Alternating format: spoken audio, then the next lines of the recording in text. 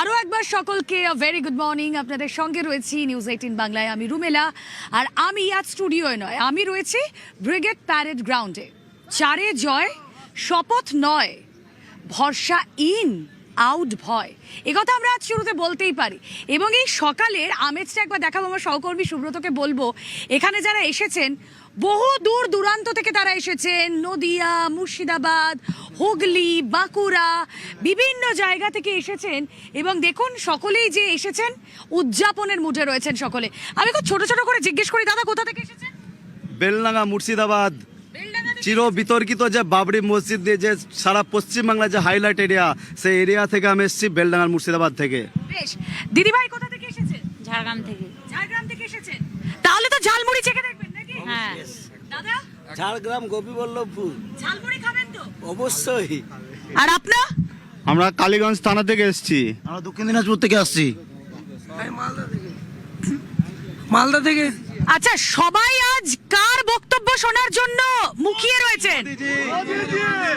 নরেন্দ্র মোদী জিন্দাবাদ। আর আমাদের নবগত মুখ্যমন্ত্রী যিনি হবেন তার বক্তব্য শোনার জন্য আমরা এই কালীগঞ্জ থানা থেকে এসেছি। বলার জোর দেখি সবার।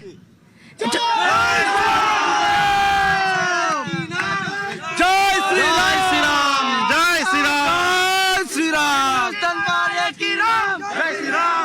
আমাদের দর্শকদের সামনে যে ছবিটা আমরা তুলে ধরছি সেটা হচ্ছে সেলিব্রেশন।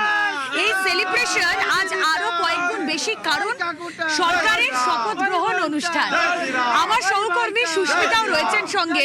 সুস্মিতার কাছ থেকে ব্রিগেডেরই ছবি জানবো, এই মুহূর্তে কি চলছে, সুস্মিতার কাছে লেটেস্ট কি কি তথ্য রয়েছে। সুস্মিতা, দেখো, ব্রিগেডের শপথ গ্রহণ মঞ্চ বঙ্গ বিজেপির শপথ গ্রহণ মঞ্চ, এবং যে মঞ্চ ঘিরে যে মঞ্চ তৈরি করতে পারা ঘিরে গত প্রায় কয়েক বছর ধরে বিজেপি কর্মী সমর্থক এবং বঙ্গ বিজেপি নেতৃত্ব তারা আদাজল খেয়ে লেগে পড়েছিলেন।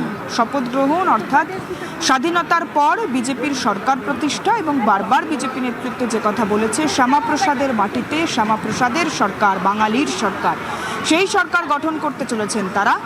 আজ ব্রিগেডের মঞ্চ সম্পূর্ণ আলাদা। তার কারণ এই ব্রিগেড প্যারেড গ্রাউন্ড থেকে আমরা এর আগে দেখেছি প্রতিবাদের মঞ্চ, আমরা এর আগে দেখেছি আন্দোলনের মঞ্চ, আমরা এর আগে দেখেছি নির্বাচনী প্রচারের মঞ্চ। যদি একটু পেছনের দিকে, কয়েক মাস পেছনের দিকে যাওয়া যায়, তাহলেও দেখা যাবে 15ই এপ্রিল প্রধানমন্ত্রী নরেন্দ্র মোদী এই ব্রিগেডের মঞ্চ থেকেই নির্বাচনী প্রচারের নির্ঘণ্ট এবং তার দিক নির্দেশ করেছিলেন। নির্বাচনী প্রচার কিভাবে হবে? 26-এর মেগা নির্বাচন শেষ হয়েছে, ফল এখন সকলের জানা, বিজেপি সরকার প্রতিষ্ঠা করতে চলেছে, এবং যে কারণে আজকের এই ব্রিগেডের প্যারেড গ্রাউন্ড সেজে উঠেছে মোদির কাটআউট, বিজেপির পতাকা এবং বঙ্গ বিজেপি কর্মী সমর্থকদের স্লোগানে মুখরিত। আজ এই ব্রিগেড প্যারেড গ্রাউন্ডের এই শপথ মঞ্চ থেকে শপথ নেবেন বিজেপির মুখ্যমন্ত্রী বা বাংলার আগামী দিনে 5 বছরের নির্বাচিত মুখ্যমন্ত্রী, এবং তার পাশাপাশি আরও মনে করা হচ্ছে মোট 20 জন মন্ত্রী, দায়িত্বপ্রাপ্ত মন্ত্রী, তারা আজ এই ব্রিগেডের শপথ মঞ্চ থেকে যাদের যে শপথ সেই শপথ নেবেন। তবে আরও একটি উল্লেখযোগ্য বিষয়, এই ব্রিগেডের মঞ্চ কিভাবে সেজে উঠেছে। তার কারণ আমরা এর আগের মোদির নির্বাচনী প্রচারের মঞ্চ দেখেছিলাম, দক্ষিণেশ্বরের মন্দিরের আদলে তৈরি হয়েছে মঞ্চ, কিন্তু এবার এই শপথের মঞ্চে সম্পূর্ণ মাতৃশক্তির আরাধনা।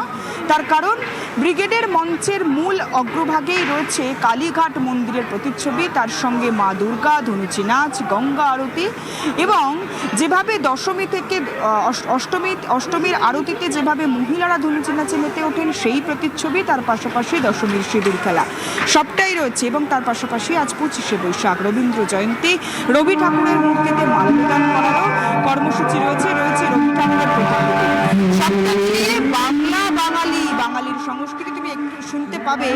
আমার ব্যাকগ্রাউন্ডে যে গান বাজছে সেটাও রবি ঠাকুরের গান, রবীন্দ্রসঙ্গীতেই একেবারে বাংলা, বাঙালির সমস্ত টুকরো টুকরো অনুষঙ্গ, তাই মূল মঞ্চে ফুটিয়ে তোলা হয়েছে। তুমি যে কথা বলছিলে, কালীঘাটের ছবি রাখা হয়েছে, রবীন্দ্রনাথের জন্মজয়ন্তী, কবিগুরুকেই বা বাদ দেওয়া যায় কি করে, এবং নারী শক্তি, মাতৃশক্তি, তাও রাখা হয়েছে আজকের এই মূল মঞ্চে।